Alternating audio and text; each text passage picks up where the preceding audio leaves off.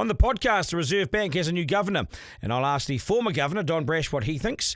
Acting Governor Christian Hawkesby is overlooked for the Deputy Governor of Sweden's Central Bank.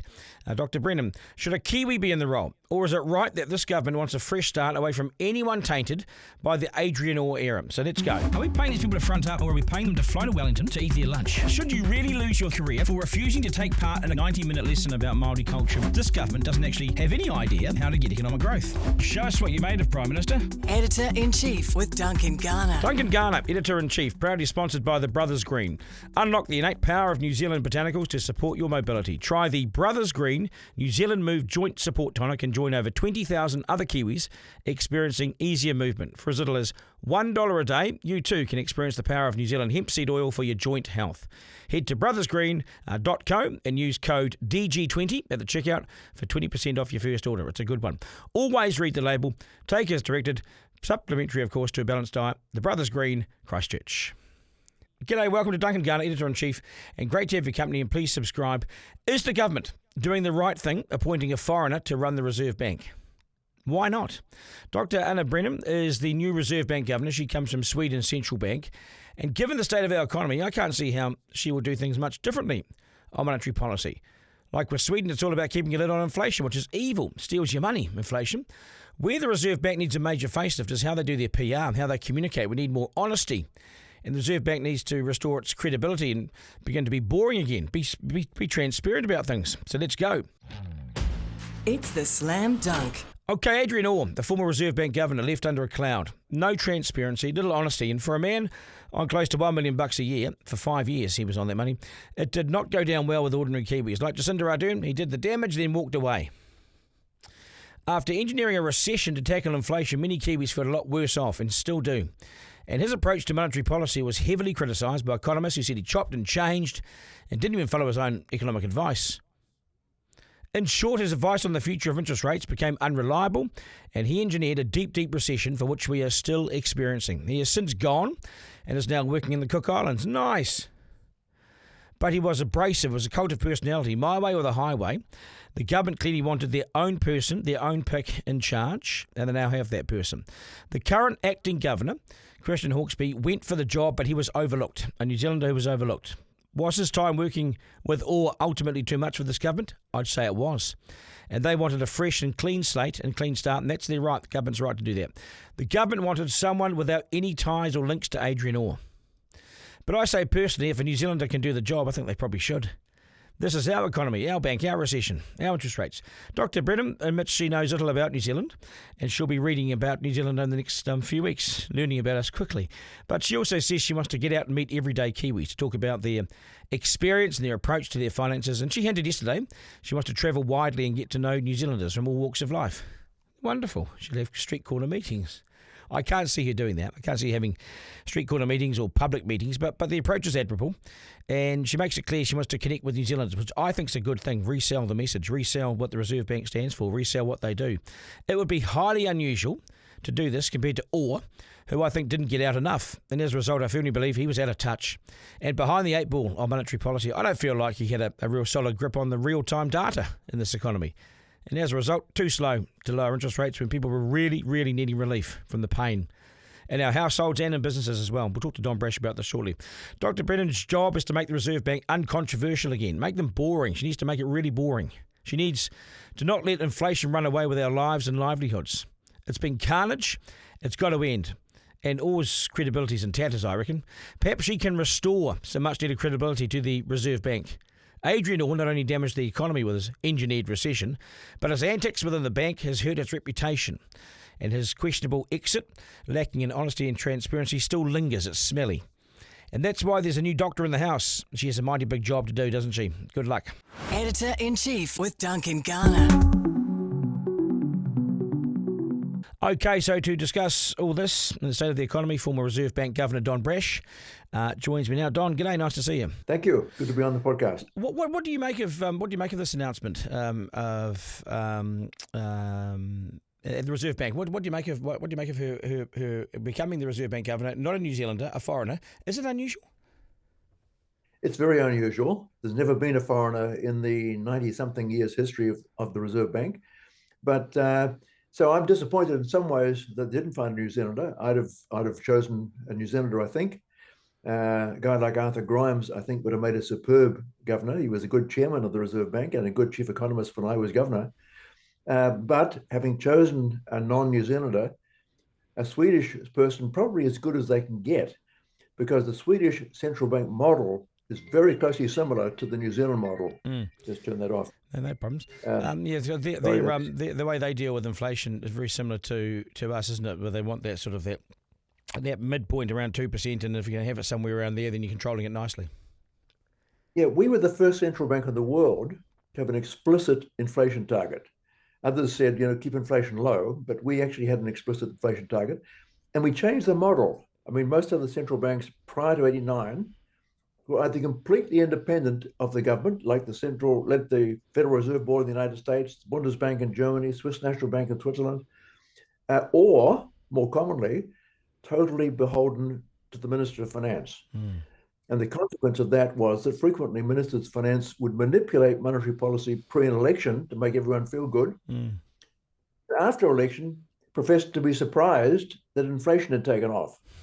So the New Zealand model said the rate of inflation should be a political decision. The government should decide what the inflation rate should be, but should be forced to announce it to the public so that everyone knows what the game is. And then the central bank, with the presumed experts, should work out how to deliver what the government has chosen. Now, that was our model. That we were the first country in the world to do that. We copied in Australia, copied in the UK, copied in Canada, and copied in Sweden. So all those countries have essentially the same model, where the focus is on an inflation target which the government has chosen. So it isn't surprising in a sense they've gone to Sweden. You may recall back in about 1999, when just after the Labour Alliance government had been formed, Jim Anderson was very unhappy with the Reserve Bank framework, and Michael Cullen agreed to have an international party review the Reserve Bank framework. And he got a guy called Lars Svensson from Sweden. And he came to New Zealand and said, look, it's a great model. There's never been a close connection, as far as I know, between the Swedish Central Bank and the Reserve Bank of New Zealand, but the models are very, very similar. I do wonder, though, there's surely got to be capable New Zealanders that could do this job. We've got some fine economists. We've got some people that are surely in touch with our economy and with the workings of the Reserve Bank, and I'm sure they could do it.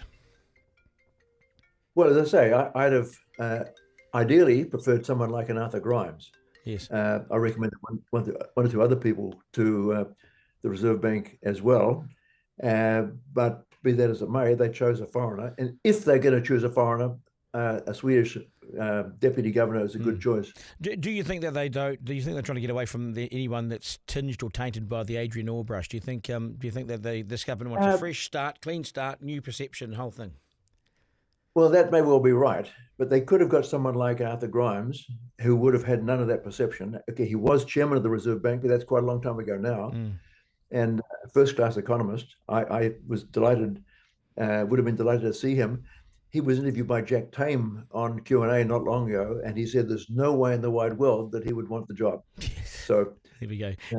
Christian Hawkesby, he was the acting governor after Orr left all of a sudden, and appeared to do he's a well qualified and did a good job by all sounds of it. Yeah, I would have thought that he would have been a reasonable person to appoint also.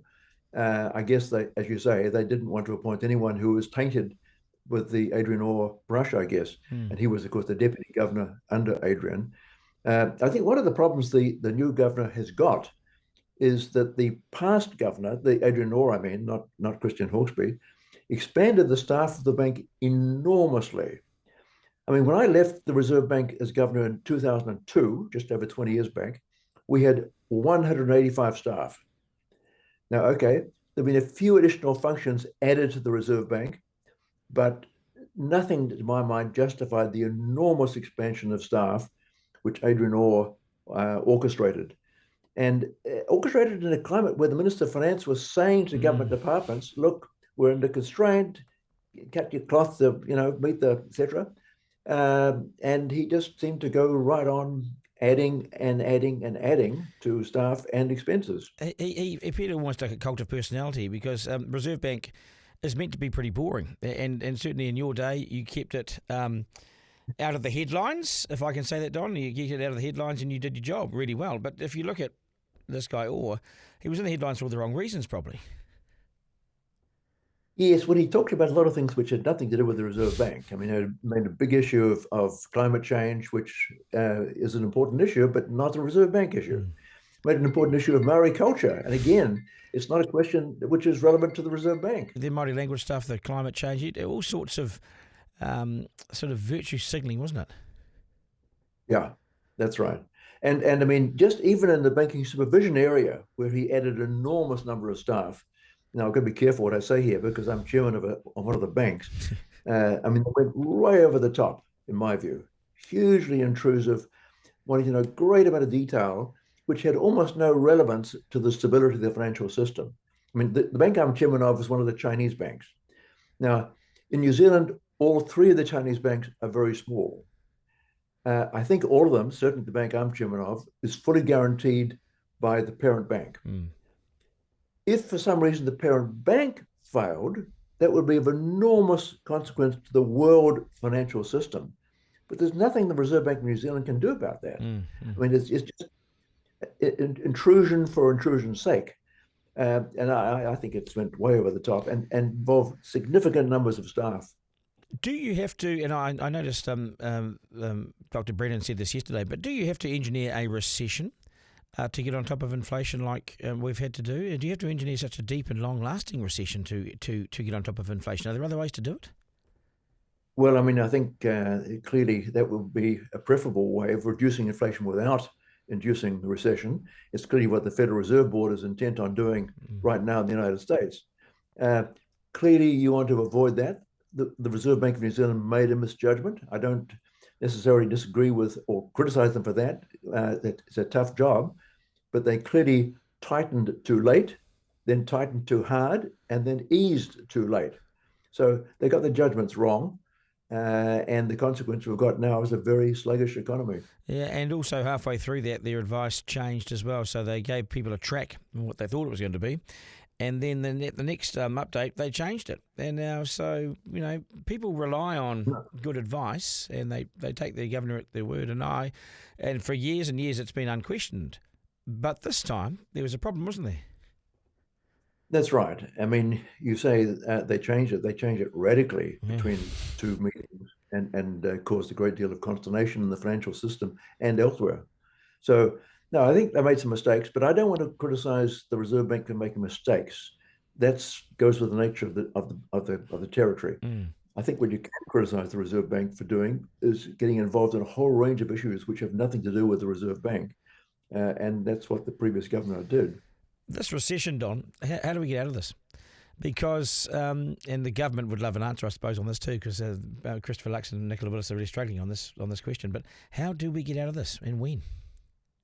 Well, I mean, I think most economists think we are now moving out of recession now, and the Reserve Bank has promised further interest rate reductions between now and the end of the calendar year, and that would also help the economy pick up speed. I mean, we're really a two-speed economy at the moment, though. If you look at the South Island, which is predominantly an export sector economy, it's going pretty strongly. It's the North Island, which is much more domestically focused, which is feeling pretty sick. And I was in Southland recently, actually, in Invercargill, twice in the last month. They're going really well, Don. They're exporting, as you say. They've got the agriculture, they've got the forestry, they've got the farming, the T.Y. Point, Bluff. There's this coal mine. There's so much going on there. They're really buoyant, and it hasn't hit them. I wonder if it may not hit them because of the profile of their economy. Yeah, well, that's right. And that's why, in a sense, the Reserve Bank did always get a tough job. There are parts of the economy going gangbusters and parts of the economy which are feeling very sick and looking for some stimulus. And we were talking a moment ago about house prices. I mean, the fact that house prices are sluggish at the moment will be having an effect on consumer sentiment, willingness of people to spend more money. Their house prices are going down rather than up. That all has an effect on attitudes. You were one of those politicians I thought was quite different when it came to house prices. You know, I saw John Key and Helen Clark. They both sat there as house prices went up almost 100% over their term, and they knew there was that wealth effect. And so people went out and spent because they were earning more when their house, every day their house went up, they were earning more with the house than they were in their job. So, but you were one that said house prices are too high, this is ridiculous, they need to come down. You sort of an outlier in that sense. Well, I mean, I'm simply pointing out the obvious, that house prices going up makes about 60% of the country feel really good, and the other 40% of the country really struggling. And that's what we saw. People who are looking to buy or even rent, because rents, of course, reflect house prices, really struggling. And I think a lot of the social distress in the last few years has been caused by those house prices. No, I agree. Do you, I mean, I suppose you don't envy Chris Luxon and Nicola Willis in their jobs at the moment. What would be your advice to them? Well, reminded of the question about the guy asked in Dublin, how do you get to Belfast? But don't start from here. It's that hard, is it? Yeah, but that's, I mean, they're in a very difficult spot right now. They're a year out from an election, presumably, and the economy is not buoyant. It's easy to see in hindsight, they should have gone harder at the very beginning and blamed Labor for the mess, which they could legitimately do. As it is, as I say, they didn't go as hard as they should have done 2 years ago. It's very hard to go hard now, but it's not easy to see what they can do. I think they've been very timid. I mean, they're still spending more than Labor. They're still borrowing $500 million a week. The public service, I don't think, has been cut like they said it would. And I think the country said, well, what the hell are you doing there then? That's what the polls say. And you may have seen the Treasury put out a long-term forecast, I think it was yesterday, looking ahead 40 years, and the situation does not look good. Now, I have to say, New Zealand is not unique in that regard. I mean, the fiscal position of the United States is absolutely appalling. UK appalling, France appalling. Most of the G7 countries have a serious fiscal problem, which, as I say, we also have. But we haven't for so long. We've run some pretty good books until recently, and now we're not looking like we have a surplus until what, 29, if we're lucky. And that surplus looks pretty ephemeral to me. Whether it's a real one or not is doubtful. Do you think these low interest rates will kick in? Do you think the fact that we now have this low interest rate environment with many of these people now coming onto them, and still coming onto them, it'll kick over summer? I mean, if it's going to kick, it usually kicks in the summer months, doesn't it? I think it will. That's my own judgment, and that's the market consensus as well. Most people think there will be a pickup as those low interest rates kick in for more people. Can I just double back? Just one more question on Dr. Brenham.